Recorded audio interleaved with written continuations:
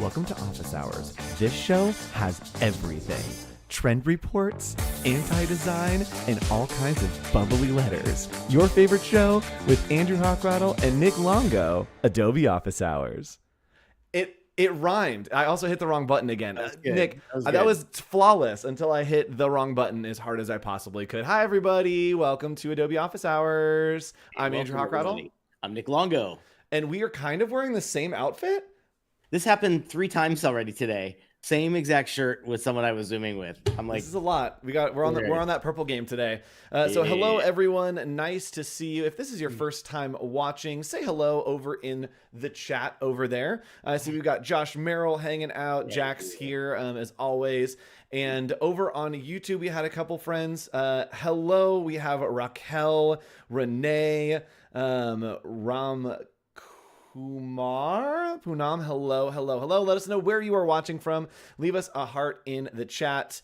Nice to see you all. Nick, what are we talking about today on Adobe Office Hours? It's been a while since we've done a little trend report, and we're going to kind of go through some of the most trend-worthy things in design, in your business, in your day, your week, whatever it might be. Should be fun. Yes, it's going to be really, really fun today. As always, if you have questions, go ahead and put those in chat. If you have suggestions for the show, put them in chat. If you just want to say hi, put that in chat. Or you can go down to discord.gg/ACC. That's the place that you can get connected with us and the community. I got the hiccup, so this is going to be a rough show. In the intro, that's unacceptable. All right. Let's hop in and let's start talking about some of the graphic design trends of 2024. And Nick, I'm actually going to hop over to your screen so you can get started. I'm going to open up some programs over here on my screen because we're going to be doing some live demo as well as kind of talking through some of the elements and design trends of the year. So Nick, kick us off. What is the first design trend of the year of 2024 that we're talking about? Actually, sorry, y'all. Yeah. I forgot the vibes. All right, we got vibes now. All right, Nick, the vibes are on, and you are ready to go. Are we on my screen or your screen? We are on your screen. Oh, no, we're on my screen. I was like, my screen does not look like that. There you go. Hold on. Wait for it. Welcome to Office Hours, everybody. Wait for it, Nick. Your screen got... Hold on.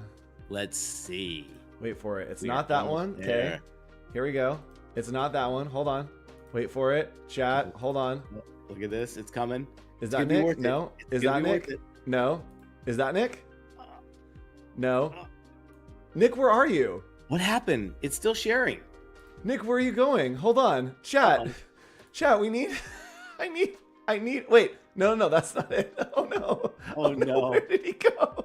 Chat. Do you need to share this? Chat, I don't know what's happening. Wait. Chat, oh no. We were doing so good, Nick. We were doing so good. Okay, not that one. Let's see. Okay, this is it. There we go. Hey. There we go, chat. There we go. Check us out, everybody. Look at that. All right. And hey, do you guys just chat? Do you guys notice anything different? We're doing slides in a whole new application right now. It's true. We are doing our slides over in Adobe Express today. We're going to be working a lot more in Express over the next few shows. So if you would like to work in Adobe Express as well, express.adobe.com is the place that you can go and start working. We're going to be showing you a bunch of stuff, but all right, we're here. We got it, Nick. Take it away.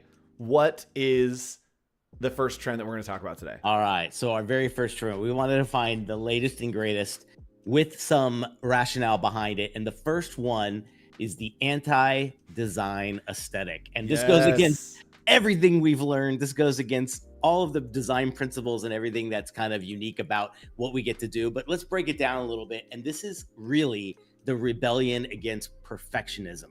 And we've seen this a lot in probably, I think you have a few great examples of this in your work. I have about 0 in my work. And we all realized that back when we did our brand swap, which was hilarious. But the idea here is that I think it's about time that something like this has a little bit of a spotlight, right?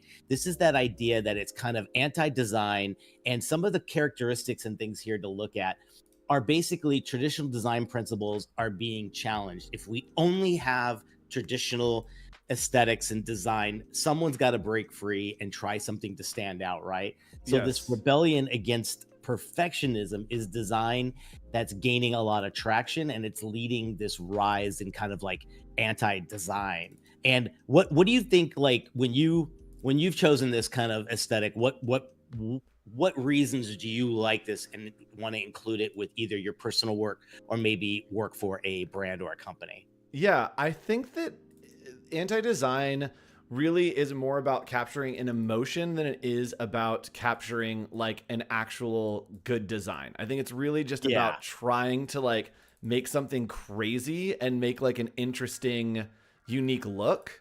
Uh, and I think that there's something about showing that I understand the concepts well enough, but I'm going to choose to make them wrong Hmm. in the effort to make it unique. And so I do have an example of this. I don't think that I wouldn't. These are some shirts that I did for a local election. This is somebody who is running for city council, and he's like, do whatever you want. And I was like, great. And so I made it intentionally bad, mixing fonts, making it all rough and crazy, slamming different like tilts together. Cropped. Yeah, exactly. Weird Yeah. crops. We've taken things really, really far down into bitmap textures, doubling up over like all of this, even focusing on his hands. That's great. All of it is like wrong, but it's really about finding that emotion and like really going all in on trying to make something different. And I think that there are elements here that you can see work, right? That we have good type. We have a balance of different types. We still have composition so that things aren't looking too like handled. So there are principles that are staying consistent throughout that are good design principles, but then there's a lot of them that I'm breaking intentionally, but with tact. Yeah. I get it. I think it kind of first of all, Philip Falcone, what a name. That is Philip Falcone. It is like Falcone. full Italian Falcone. Full Italian, you don't pronounce the E. Oh. Capone? I'll let him know. Yeah. I'll let him know the Italian has spoken. Come on. That's how it goes, baby. But I do like the vibe of season there, and the way it is like starts as a fat sans serif and moves into this thin, but then it gets to serif. It's like, and then the wonky outline being offset. To me, those are those things that like I find it so hard to like embrace, but I really admire it when I see it. Yep. And even You know? stuff like this that's like intentionally dumb Yeah. and like kind of campy. I think that is something about anti-design, is that you know that it's bad and it takes it to like the era of camp, right? If you're not familiar Yeah. with camp, it's like silly for the sake of being silly and knowing that it's silly. And I love the anti-design kind of goes into that zone to where sometimes it goes up and over trying to be something cool and just turns into something that's like just wild and silly. Yeah. So if you want to challenge yourself on this one, here's what you do. Try some totally different clashing colors, distort the typography, push those boundaries a little bit, and just kind of think a little bit more freely on stuff. I think it's really neat because if you could do this and you haven't done it, I bet you'll create something even more standoutish, because it's like, if I'm assuming like this next page here will show you a few different examples of some of the stuff that I found that was following under these things, but it's still aesthetically great. And to me, I think these things really do stand out. I love that Hello World one where there's something so kind of, it still has the balance, it still has negative space, it still has hierarchy, right? Like it has some things that we still need to do, but everything else just goes right out the window. Love it. And I think that like wobbly fonts was a thing for a minute, and this is Yeah. kind of the evolution of the like wobbly melty font, Right. that we used to see so often. And chat, if you're trying to do this, here is how you do this style. Get some crazy font, right? And a way that I like to do this is use blends. So we'll have two like completely different fonts here, and I'm gonna do this horizontal. So let's see. Sure, let's do a nice little sans serif here. So I'm gonna do two different fonts, and then I am going to select both of these, and we are going to create outlines by hitting Control-Shift-O.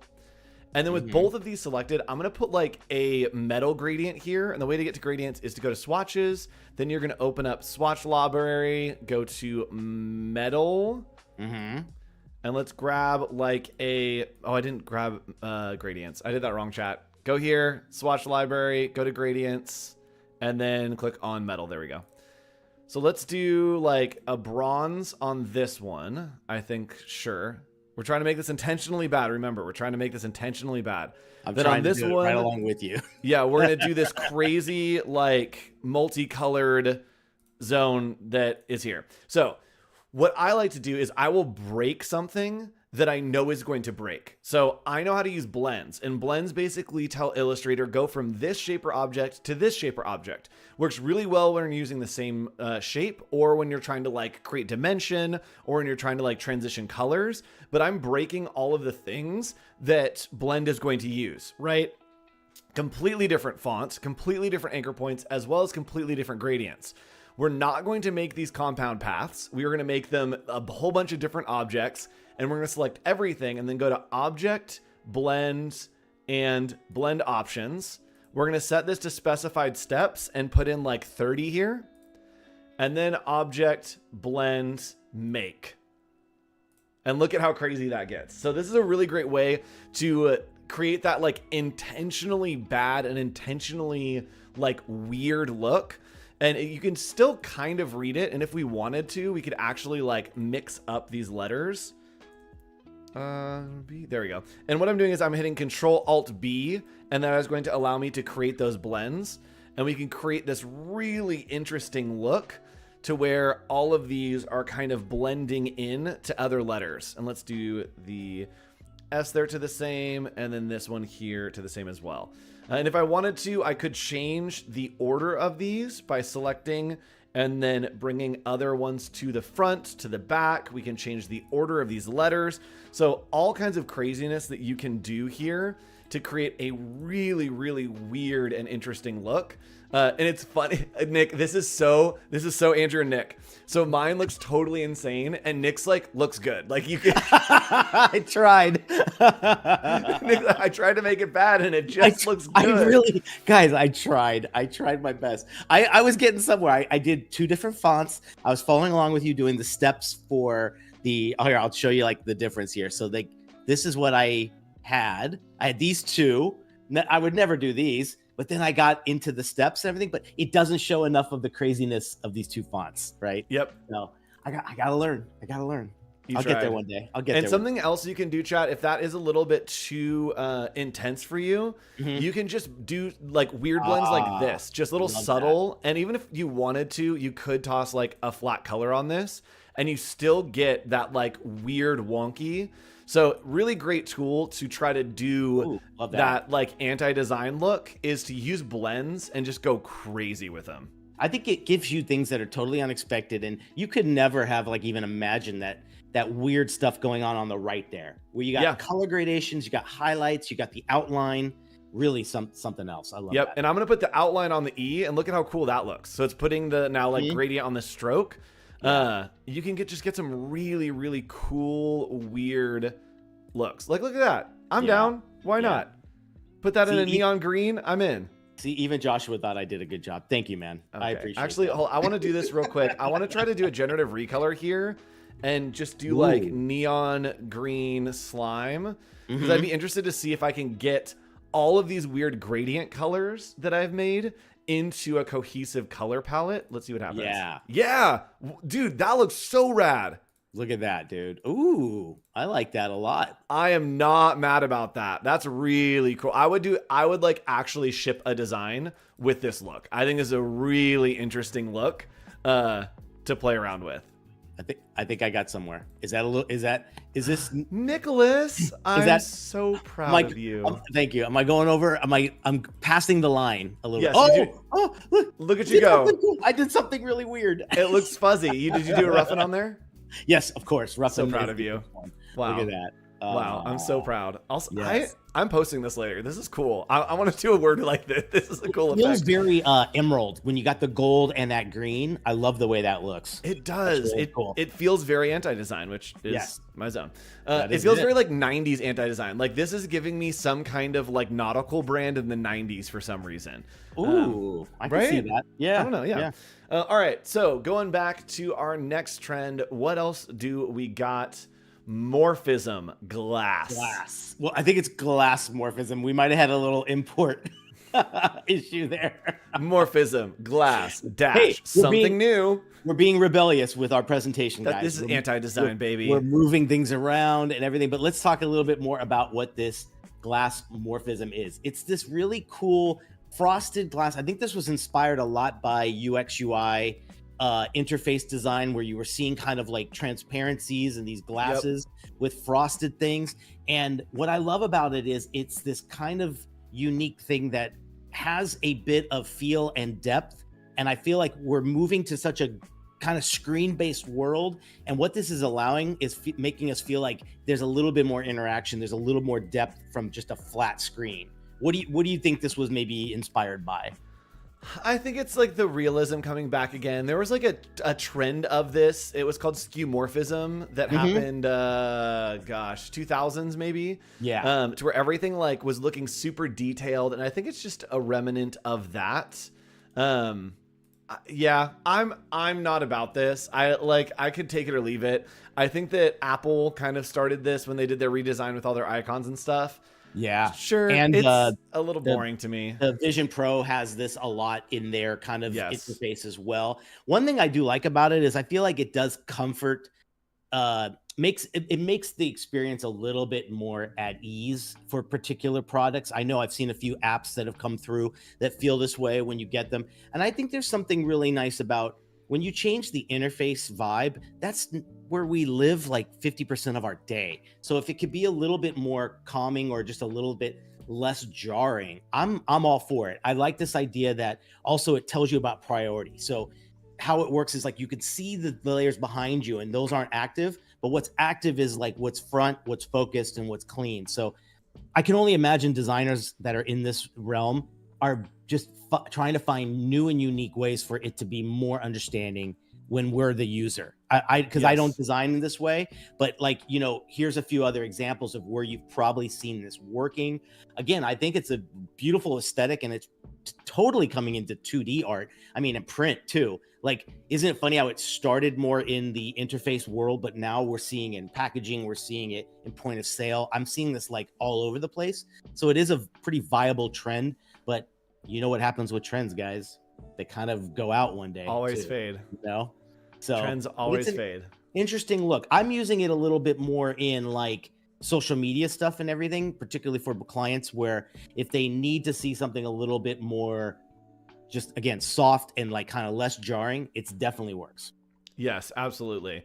Hold on, chat. I'm trying to do a thing, Nick. Keep talking. Yeah. Oh, let me go back a little bit here because there are some ways that you can get around to doing this. So this Glass-morphism, if we want to call it, is very layered. It has subtle shadows as well. There is that sense of depth. You got these vibrant colors, but again, it's like looking through some of the leading edge apps and websites out there, you'll see some great examples of this. Yeah, and I see this a lot with like, especially like AI generated stuff, is this idea of glass kind of being a part of stuff. Yeah. I think that has been a trend that I've seen a lot of, like reflective and like clear, and it's like iridescent, right? And like it's all this kind of like pastel-y look. Yes, and Hannah is saying I like the pastel aspect of it. Definitely like the pastel aspect of it. That is kind of what I'm talking about. And while we were talking, chat, I had to do it. I had to throw it in there. Oh, did you do that on Firefly real quick? I did, and it looks good. Bro, that's when we have the Office Hours Awards. That's what the our Office Hours Awards. That's yes. what that's oh, look at that. Ooh. Yes, I'm putting a word in here to see what it looks like. So yes, this is definitely like a trend that I see, especially when people are using Firefly, is creating this like glassy look to something. Yeah. Oh my goodness. Look at that. Ooh. Oh my gosh. Ooh. That's really something, dude. Chat, we got some good ideas here. So chat, as always, if you ever want to generate an image for us using the structure reference over here in Adobe Firefly, I do need to put it together, but we do have a bunch of different versions of our logo that has been generated in Adobe Firefly. And so if you want to actually, chat, let's do this. In the Discord right now, I am about to put our logo, and that way you will be able to post and use your version of that structure reference with our logo. We did this a little while ago and a bunch of people put in really cool stuff. I just haven't made the outro yet for you. I'm sorry. I'm so sorry, chat. But I'm going to repost this right here so that you all can go ahead and play around with it. Show us your structure reference. And if you want to, again, we are always on our Discord right here. There you go. Reference. Got it. All right, so if you want to, you can go ahead and do a structure reference on that and create something really cool, much like this. Ooh. Look at how cool Firefly is on top of the trends, guys, because I just wrote in Glass-morphism UX UI interface, and look what it did. Like, I love this one. That is just... That's pretty cool. So even if this is... I'm finding this is great stuff for when I'm hitting a block and I've got my elements and I'm trying to find a different skin or something cool for it for a client. Trying out some of those mean words that you're using in your discovery, you might just be able to come up with something like this to help you even get to that next level or that next concept, right? Yeah, and the thing that this is reminding me of so much is back in the 90s, 2000s, when we had like the bubbly icons. Do you remember that? Like everything was glossy. Oh, that was the aqua phase of Mac, right? Yes. Yes, it had the blue, like everything looked like it was liquid filled. Yeah, like this kind of stuff. So it was always like this kind of stuff, like this glossy. God. Do you remember these? Like every social media, like I did so many tutorials trying to make the buttons look glossy. Wow. Now I am appreciating flat minimalist art more than everything. Are we back there? Is that where we're returning to? Well, we are doing the pendulum swing. I think we're getting, they're staying flat and they're staying somewhat clean, but what else can you do? You got to bring back some element of like texture, layer, depth, variation. Not that one. Look Not at this. That one. What? Okay, so continuing on. We know how Andrew feels about that. Yeah. Continuing on over here, we do have our next trend, which is 3D elements. And I'm going to go over to YouTube and say hi. Hello. Yes, Apple has a history with skeuomorphism, 100%. Lots of friends over here on YouTube. Hi, YouTube. Nice to see you. I just wanted to give you a moment to say hi. Everybody, YouTube, chat, say hi. I'm going to leave you on the screen for just a second. Everybody say hi. Yeah. All right. So let's go ahead and talk about 3D elements. We are going to do some demo here. Nick, you talk about 3D elements because you actually use this a lot in your work. And so I think that you talking about it might be a good idea. I can show, I'll do some demo and kind of show some like styles, but I think you actually use 3D elements to like demonstrate and like feature your work. Yeah. I who would have thought I never would have thought I'd be the 3D person to talk about this stuff, but I have to think like structure, dimension, all the great Adobe tools that have introduced me to 3D. I'm using that much more for the rendering, for the presentation, and for the final, right? When you are helping a client with anything. And now I can find models for just about everything. But this whole idea here is that, just like we said, with things going to a much more flat and kind of minimalist design, what's going to pop is this 3D element that you could do. It's definitely more engaging and it's more interactive. And where we're seeing it is a lot of this stuff where it's like, think of the experience that you want to run through. And I see this a lot. This is like AI is doing great. These Firefly images is really cool where you can produce kind of like 3D images and getting in this like more of storytelling. Because if we just showed that as like a blueprint or as a one-dimensional vision, it just wouldn't show off all of the 3D and all of the depth. So all of this technology is helping us create better accessible vibes and like particularly with this interactive experience. I know we've talked a lot about that, like make your work and everything you do with a client or with your job a more of an experience. Well, here's a perfect way to do it because everything's moving to this world. And I don't think you have to be the pro anymore to mess around with 3D, right? We're learning that, look how Dimension has changed it for both of us. I use it for almost everything that's on my website. Absolutely. Yeah. Everything is 3D. And I actually just did a tutorial with the Adobe team that you'll be seeing in Adobe Illustrator. Ooh, I'm going to be in the program that is going to show you how to do some 3D effects. And Nick, I know that you use Dimension a lot, right? Oh, 100%. That's kind of your zone is to use Dimension. I love it. And also we're teaching it as well. So my students have just gotten through their first project where they learned Dimension in like a week. And one of my students took it to a whole other level just because she went in and looked at all the tutorials. She made custom models, not just using the ones that are default. And I found that to be the coolest breakthrough in what she was doing with her designs. And it really shows because everyone saw it and like you can almost tell when it's like, oh, I know that's a model. Hers were so unbelievably real. I'll see if I can find it and send it to you via Slack so we can show it later on. Yes. But Okay. really, So really cool. with that, I do want to show you how to do some 3D over in Adobe Illustrator because sometimes Nick loves to use his fancy programs. These kids in their fancy new tools. Like, guess what? You could do it on Illustrator. You could do it in this is. You can do it in Illustrator super easily. So what I'm going to do is I'm just going to toss some random colors here, and I'm going to use generative recolor just to save me a little bit of time. Okay. And so we're going to do something like this, and then I'm just going to kind of assign random colors here. And then use generative recolor, which will allow me to have a little bit of a different color palette. Right off the bat, I'm getting like Brady Bunch Partridge Family vibes. 100%. Right there. That's 100%. So that's cool. 100%. That's where we are. So all right, I'm going to grab some colors here, chat. Bear with me as I do the most boring part of the stream. Welcome to Andrew clicking things. What engaging content we have for you today. All right. There, and one more color that doesn't clash right there. So I'm going to select all these. I'm going to go to edit. I'm going to go to edit colors. We're going to go to generative recolor. And here we are going to do rainbow, sparkle, bright, vibrant. This is going to give a nice color palette to me. And the reason that I assigned it to random colors is so that our color palettes and generative recolor can have colors to work off of. I'll take any one of those color combinations. Those were so cool. Yep. So love this. So what I'm going to do is I'm just going to group all this together and then go to window, and we're going to go to 3D and materials. This is going to open our 3D and materials panel, which is going to allow us to inflate this. And we're going to make this like a metallic shiny look, and it's going to look so cool. Chat, if we start to be a little bit glitchy, the reason is I am rendering 3D live on my computer as I live stream. So everybody hold my hand.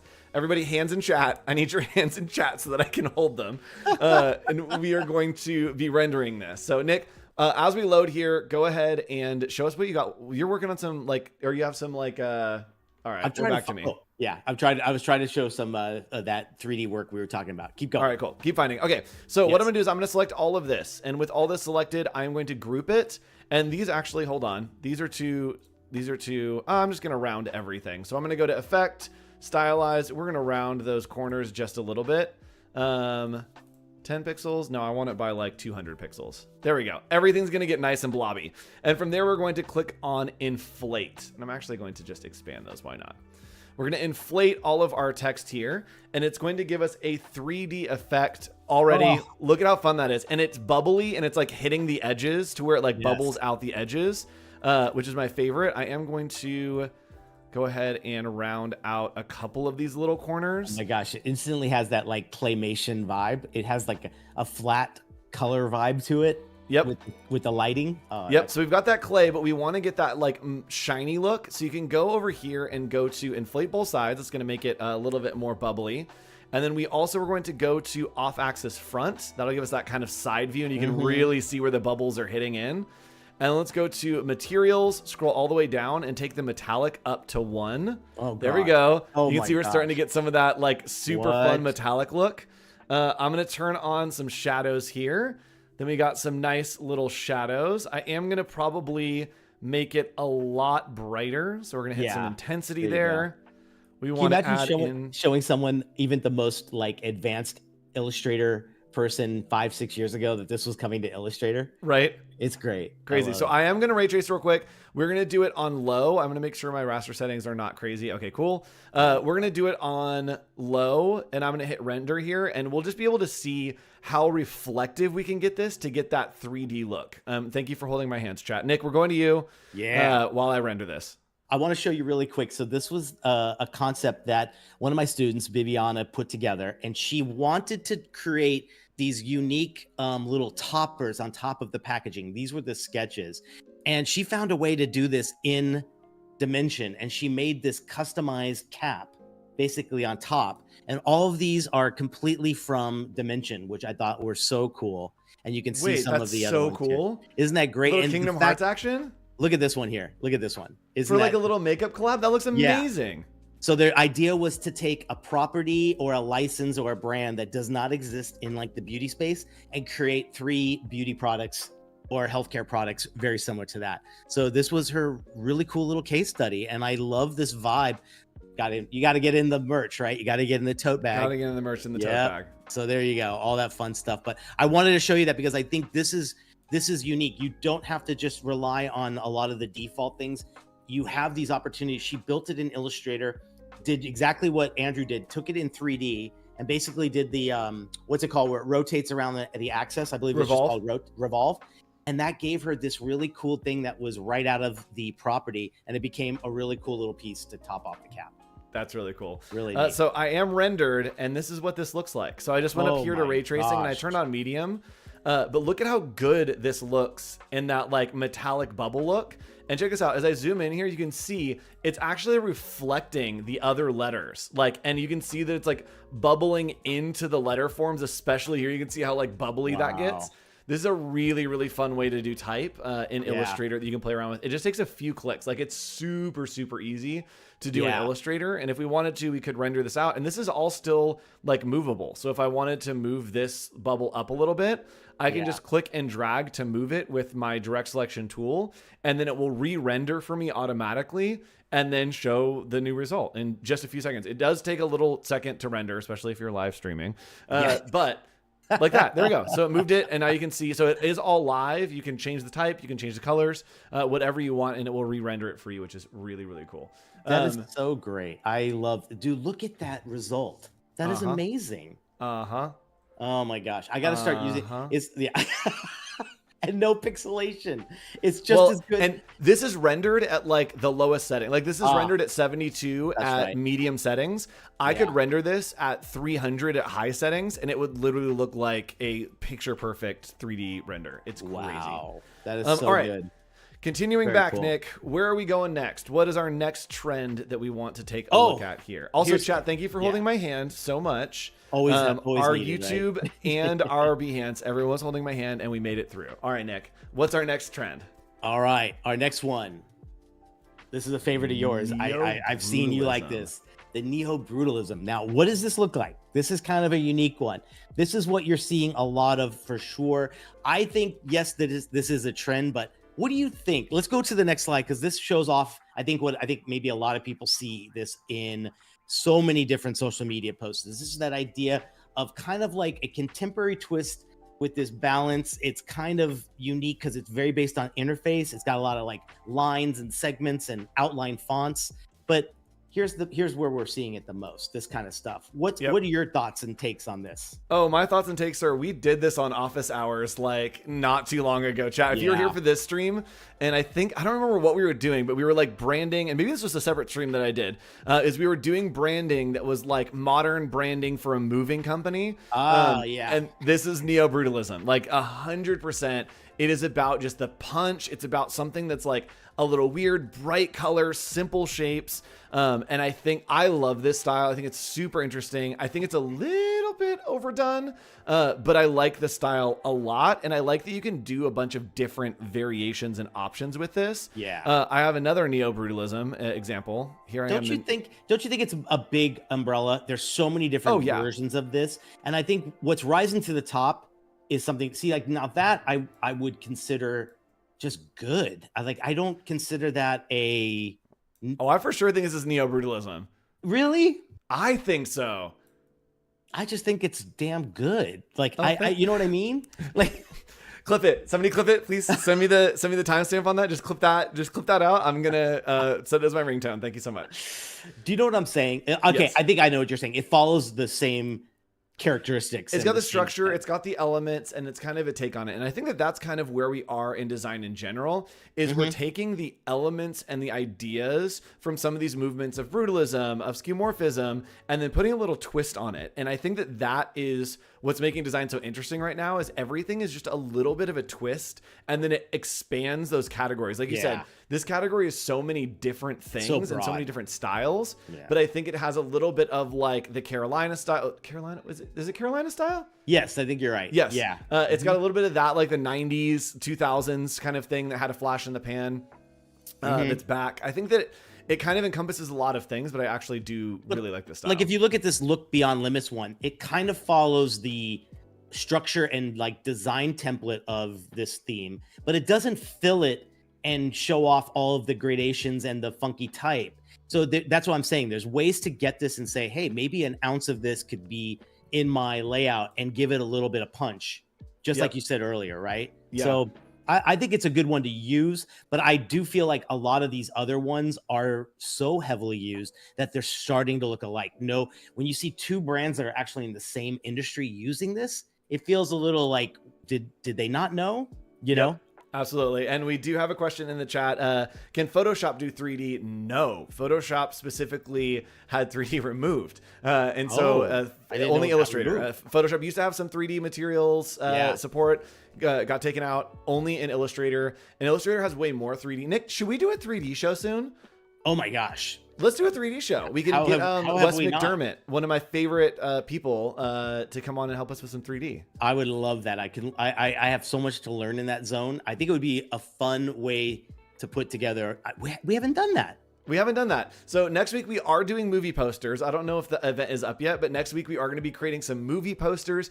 We're going to be using Illustrator for some custom type. We're going to be using Lightroom to edit some photos. So we're going to be doing some really fun stuff with movie posters next week. Make sure you come back for that. The show's not ending. It sounds like I'm landing the plane, but like we still have 20 minutes left. I just wanted to remembered. Let you know that we are doing movie posters next week. It's going to be a fun time. So make sure you come back for that. And Anita, thank you. And Raphael, it's forever recorded. I'm going to hold it in my heart. Yes. It is recorded in my heart. There All right, you Nick, go. what is our next trend? All right, we're switching gears a little bit here, but like we wanted to find a few things here that we're seeing in social media that seem to be good things that you can gravitate to and try out, at least if you are trying to gain a little bit extra. And I think this is a big one, and I think we're seeing this a lot right now, but it's authenticity over perfection. I think we're seeing this just across the board in graphic and design and creative fields, right? It's this idea to like, you don't have to be perfectly curated, some sense of like the authenticity and mistakes, or not even mistakes, but just as you are, right? Like, I think sometimes it comes off so fake when you see something so produced and like over the top, right? Yep. How would you categorize this?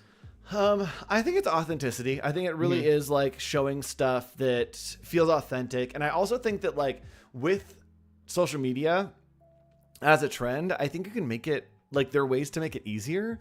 I think that the trend right now is to like make social media easier for yourself and use tools that like, you can just create on the go and create easier. I wonder what tools that would be. That's a great question, Nick. Yeah. That tool would be Adobe Express. Adobe Express, your all-in-one drag and drop social media content creation platform. It's got everything you need. Yes, this program has everything. I do think that this is a program that does have like a lot of uses for social media, and I also think it makes social media easier for you. Like this was a image that I made in Illustrator, and then I could add the animation, and now like boom, I have a reel that I can post, right? So it does make it a lot easier to create social media quickly. And then if I want to, I also can schedule it, and this is like the biggest thing for me is being able to set my schedule and send it to a like scheduled post, right? So now I can take this post, and if I wanted to, I could schedule it for the future. I can add my caption.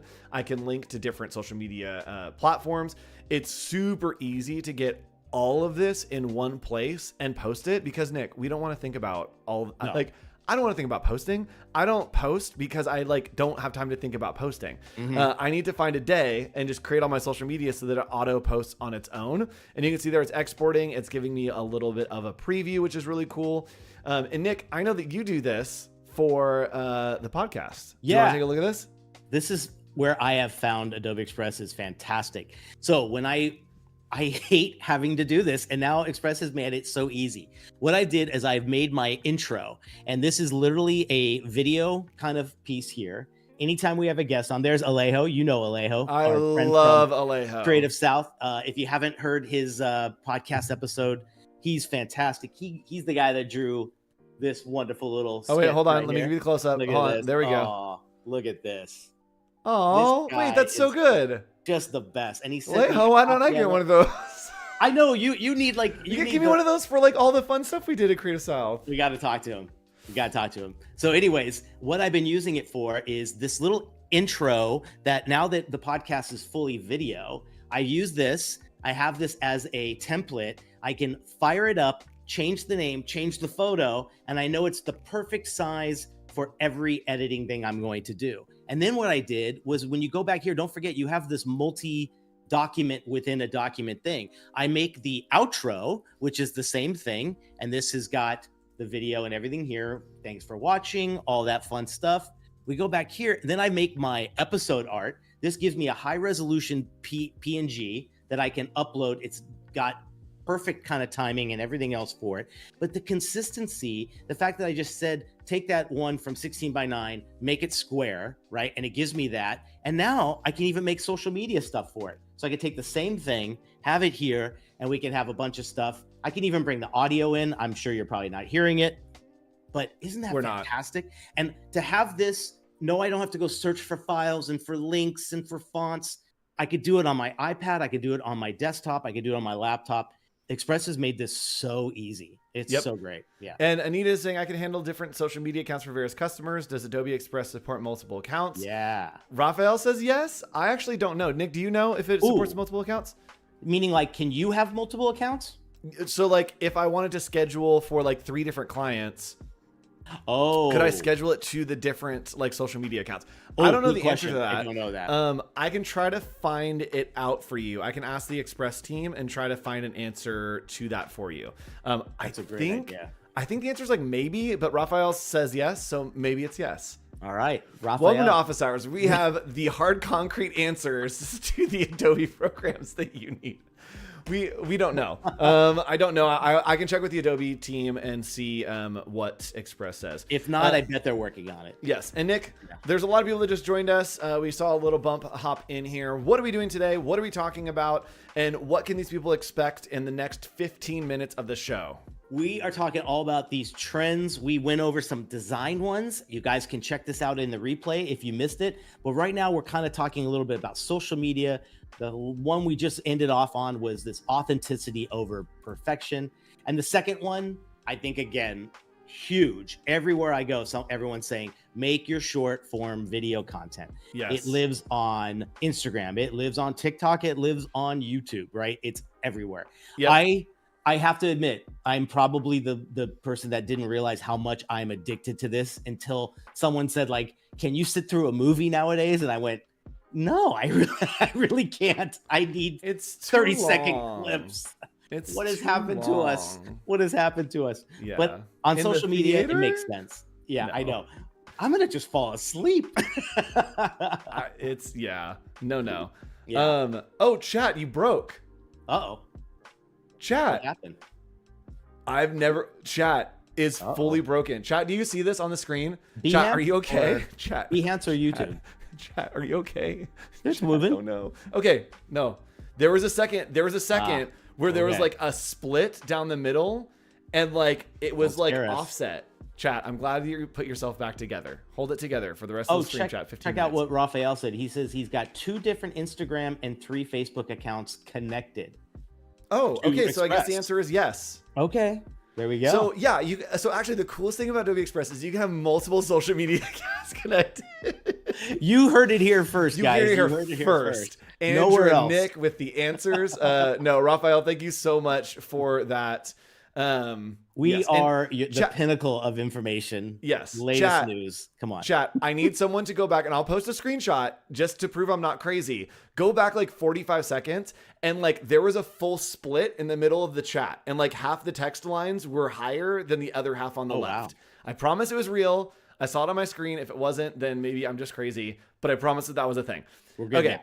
Anyway, yeah, somebody rewind. Like, keep watching the show, but Yeah. somebody rewind, and we won't talk about anything important for a few days, for a few minutes. Okay, Nick, go ahead and post a screenshot in the Discord once you have it. Nick, short form content, yes, super easy to make. In Adobe Express, there actually are templates that you can get started with, and so if you want to, you can just type in. Maybe we want to do what? What are we doing? Instagram Reel. Yeah, for a dodgeball tournament. There you go. Hey, perfect. Why not? And so you can literally type in dodgeball here and then look at templates. We can go to template right here. And then maybe we want something that is a video template. You can do right there. And then let's see. Okay, yeah. Oh no, there's no dodgeball. Why is there no dodgeball? I bet there's more people playing other there's probably sports. Try pickleball. I'm sure. Come on, it's all the rage. Are you a pickleball guy? No, I'm working on one right now, a client, but I have never played. No. Yes, so we do have some pickleball stuff. Oh, we have tennis stuff. Oh, there we go. I like this one. So you can start here. You can customize template, and actually, let's do something that has video. So you can customize the template, and let's say that you had your video that you wanted to add into this for some reel of like you're a fitness influencer or something. All you need to do is you can select and replace those videos, and then as you scroll through here, it has different scenes. And so you can replace your videos, and now you have a TikTok or a reel to put your content over, to put all of the different things, which is really cool. That is so great. It makes it so easy. Don't get intimidated. I know nothing about editing. I am a Adobe Rush person. That's about as far as Nick and I are both like hardcore Adobe Rush guys. Oh my God, it's so simple. It's great. And then Express takes it to an even easier kind of playing field. Do not be intimidated by this. You can make some really stunning short form video. That's like, even the stuff I showed you for the podcast, it's all based on templates that were found. So yeah, and the thing that gets me with Express that like makes me use Express over Rush is remove background. You can remove background on videos, and that like makes things a lot easier for me, especially if I'm making content or having to like point at things or have stuff in the background. Really, really great and really easy. And Anita is going to try tomorrow. Thanks, Anita. Let us know how it goes. And YouTube chat, yes, call the ambulance. YouTube chat is intact. I'm glad you held on, Interglow. Thanks for holding down the fort. Behance chat had like a moment there, and I do need to remember to take a screenshot. I'm gonna go back. I'm gonna take a screenshot and I'm gonna post it in Discord because I know that it was real. And if I don't see it, chat, I'm not gonna be okay next week. Okay, Nick, I think that we have like one or two more trends. We have about 10 minutes left. Here we what go. else we got? All right, we're talking portfolios, guys. Portfolios. Can you ever have enough information when it comes to portfolios? But number one, and I'm seeing this a ton with the reviewers that we've had come. Good idea. Interactive portfolios. Yes. Again, when you look at what you could do in Express and what you could do in a lot of these different things, you can get simple animation in there. Static portfolios are behind. We got to move on. Even if you've never done motion and you don't do motion, let's say, have some interactive vibes, have some like headers that change, do something fun with the type. There are ways to do it. Every web builder, I don't care who hosts your website, you can find a way to use Express and all these cool things with animation for fun, right? Yep. There's no excuse any longer. Something just really simple and really easy. And I also think that like showing your work, but also showing your personality and like the like your approach, I think is important. That like we're starting to see part of that crossover. I want to show this. So Heyo, our buddies, Heyo, I like how they show their portfolio and show their work, that they have like, hey, here's who we are, what we do, here's what that looks like, and then here's some people that we've worked with, and then they go into like, hey, here's our like personality and character and fun.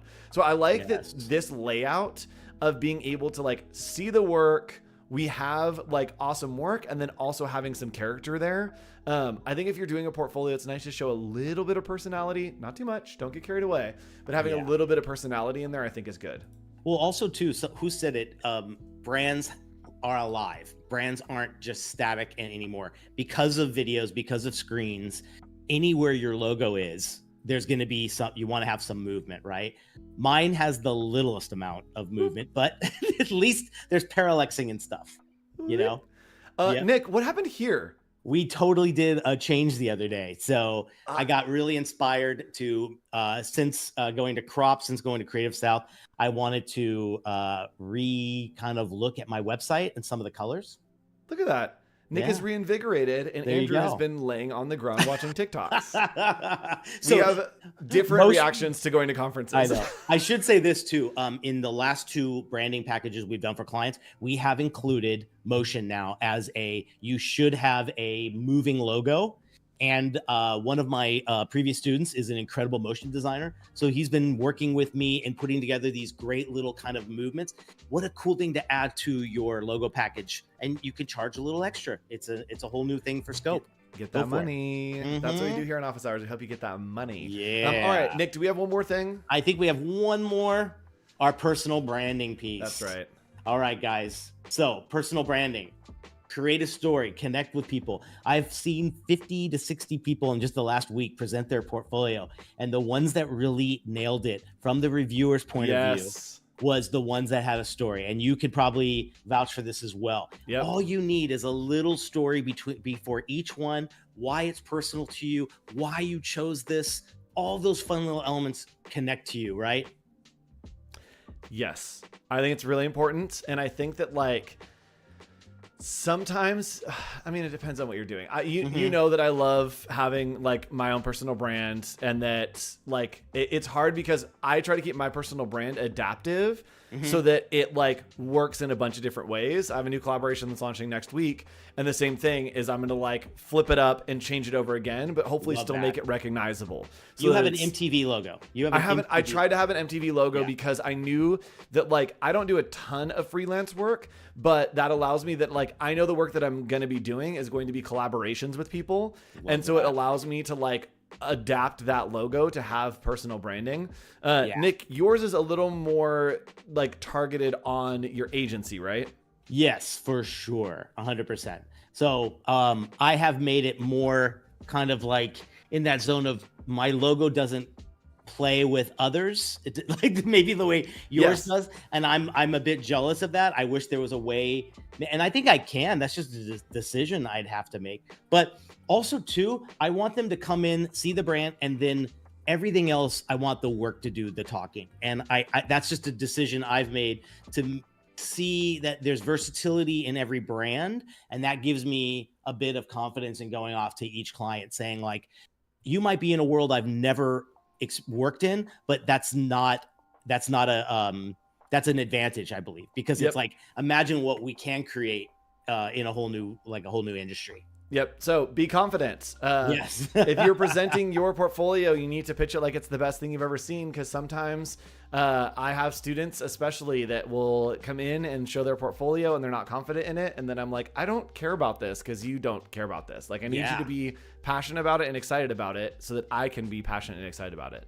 Yeah, the best way to do it, guys, is I love this idea of having continuous learning. If there's something new in your mind that you've just learned, maybe it is motion, maybe it is more social media, that gives you something to talk about, and you're 10 times more confident when you're presenting your work. So always remember, a new skill is a really shortcut way to feel more confident.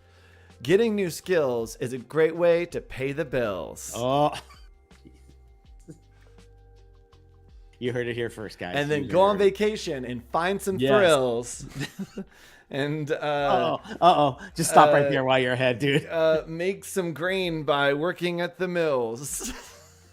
And then go to Alaska for the chills. Yeah, that's it. Perfect. Exactly perfect. Taking it home. Maximum confidence levels there. So Nick, for someone that doesn't have a lot of confidence, I think that we present a lot. We see a lot of people present. What advice do you have for someone presenting their portfolio and trying to be confident about it? Even if maybe they're not the most confident or they don't have the best work, what advice do you have for them for when they're presenting? I would say rehearsing it, but rehearsing it in a very natural tone. Don't memorize a script and then feel like that's rehearsing. Rehearsing is you going through it. I had a student yesterday present, and they were reading right from the screen, the paragraph. And I went right up to him and I said, stop, let's reverse that screen. I go, do you know that screen really well? He says, yes. I said, face the audience, do not look at the screen, and tell us it in your own words. He nailed it. He went from, I think you should have this, to the, whatever. And all of a sudden, when he had to connect with the audience, he was on. So that's the thing. Don't memorize, but again, you are the best person to present the work that you made. Who better right? Can you imagine someone else presenting your work, Andrew? Like, no, it doesn't work. So you're the author. Be the best presenter. What do you think? That'd be interesting. That could be our next interesting flip is to present each other's portfolios. Yeah. Little pitch swap. I think would be really, really interesting. And then you could pick up some tools that you can be like, he isn't confident in this, but he's doing X, Y, or Z to make it look confident. Because I think that would be really interesting. That like, I'm not confident. I don't know your work, and I'm not. That's real world in your work. That's Have you ever been given something that you had to pitch or present on the fly? Nick, I host like 90 conferences a year. Yes, I've been handed sticky notes like 3 seconds before I go on stage, and you have to present it like you've always known it. Exactly. And that's, I mean, if you are in an elevator with somebody who could give you a job and you have your portfolio, you need to be able to pitch it in like 30 seconds and sell them on your portfolio. Yeah. What would you say is the best tip for the confidence side? I think that you have to convince yourself that it is the best thing ever. Even if you don't think that, I heard some great advice to just like pretend, like find a character that is pitching like your biggest fan and just play that character for a second. And I think that's so interesting that you're like, okay, like I'll just improv, like what would my like biggest fan like present this work like? And then just do that. That it's like, all right, so I had this really great idea to like, and like you go into this mode where you're like, I'm not just bragging about myself. I'm trying to think, what would someone who's a really big fan of my work say? And that's what you should be saying about your own work. You should be a fan of your work. I love that you said you got to be a fan of it, because I've pitched work that I wasn't 100% sure of, and I think but you have to like pretend that you are. So maybe that's the rule. Like, don't present unless you are at that level, because you're just gonna fall flat. Like, make it better, then present it. Absolutely. I love that. So those are our tips. That is the design trend report for 2024. Thank you so much for joining us, Nick. What are we doing next week? We're doing movie posters. We're doing movie posters next week, and then maybe we'll come back to that other 3D. thing that we talked about. 3D on the way. So thanks for joining us, everybody. How did I know all the answers? I don't know. Good job, you Nick. 10 points. Gold star for you. We'll see you again another time on Office Hours next week, Thursday, 1 p.m. Bye, guys. Later.